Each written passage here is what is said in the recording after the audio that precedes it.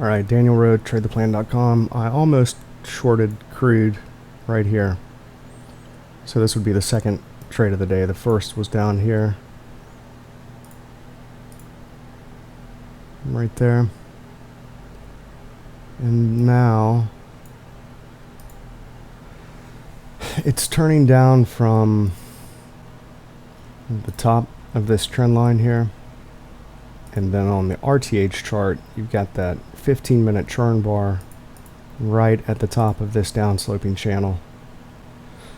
So I'm kind of thinking that, and I may be wrong about this, but like that's a wave 1 up, and that could be A, B, and then we get a C wave down for 2. So I'm just trying to get a little chunk out of this, thinking that we may go back to like 78.20, something like that, bottom of that channel. So it's pulling back into the areas now. It's not going to be a setup on any of the charts because it's kind of counter trend, but man, I almost got it right there and then it just dropped. I'm not sure about, I don't know, this is not the greatest looking setup anyway, so I may not take it at all. We're about to be outside of that channel, but it could just be a small throw over. The next area is the top of this little upsloping channel, which is about to be outside of the high. And that's still okay, but it would be too far outside of this downsloping channel. So if I'm going to do it, it has to be basically right now as a lower high. And I'm not totally convinced, but I'm going to give it a shot. I'm getting a possible short in the ES right now too. I think that's going to fail though.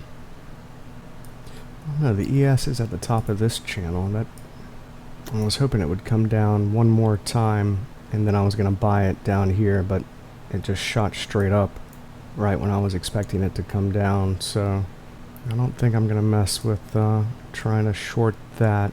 It's looking pretty bullish.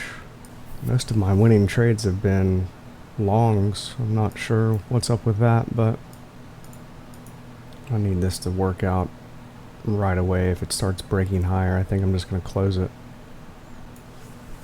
Doesn't look great, that's for sure. I'm taking one off. Alright, I'll give it one contract just to see if it's going to happen. But I don't have a whole lot of faith in this one. I would want to see something from right here similar to this.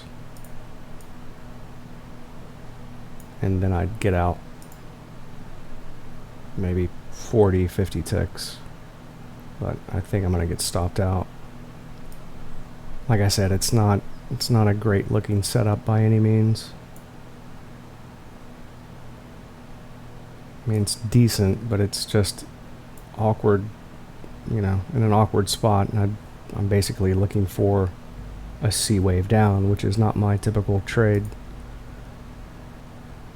So again, I'm thinking that this could be an A, this could be a B wave high, and then C wave to break that A wave low, if that's what it is. Assuming all of that, assuming that this is a 1 and then a 2. And then I may look for a long down there if it actually happens that way. And we are back into the swing high out of that report. So that's another reason. And then we came back into it here and then straight back down. So I'm hoping we get one more sell-off from this spot. We do have supply coming in. We got a churn bar here on the 5-minute. It did actually set up as a potential short. So what chart would that be on? It is a setup on the 5-minute. Barely. So yeah, evidently just after I got in, it all came together for a potential short there. I mean, I had plenty of areas in the market geometry.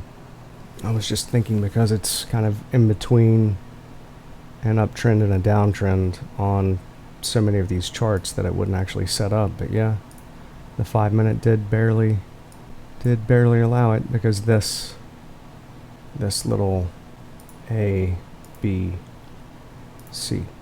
So once we started to break that A wave high on that bar, then you started to get the signal from the logic manager trying to identify this as a potential C wave. So you get that short little push down and then the choppy sideways retracement without breaking the high. So barely meets the rules, but it does meet the rules on the 5 minute. I'm gonna go ahead and close it.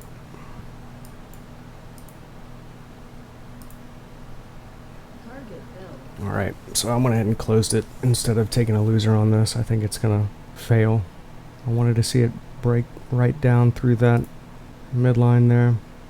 I'll keep recording just to see what happens, but I think I kept from taking a loser.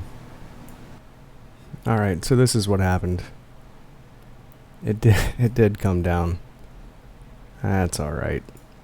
That's where I would have been out, at that trend line on beautiful 2-bar pattern, followed by another churn bar on the 1 minute. It's a good looking 2-bar pattern on the 2 minute. Right at the trend line, that would have been a sure exit. It may keep on going lower like I was thinking, but yeah, with that one contract left, I would have exited right at that first spot, which was that trend line. Good looking 2-bar pattern on the row 1, even the row 2. Tiny little move, but well, it's not that tiny. 30 something ticks. Anyway, I chickened out, but that's the way it goes sometimes. I've been doing that a lot more lately, but I'm also doing pretty well, so I'm kind of liking this whole, taking short, quick little swings and not holding for the moon. I didn't really start till the 11th, but let's just run it and see. So 10,000 for, where does it show it? Yeah, so 1, 2, 3, 4, 5, 6, 7, 8, 9, 10 days of trading. That's pretty good. That's really good. It's actually kind of unusual. It's not, I should have, well, it's only, like I said, 10 days of trading. I'll have some drawdowns in here. So don't think this is like perfect or something, because it gets, it evens out and it gets, more typical. This is just off to a good start, basically. And that's what I like right there. At least 2 times. It's getting lower though. See, this is what's messed me up, these short trades. I don't know what's going on.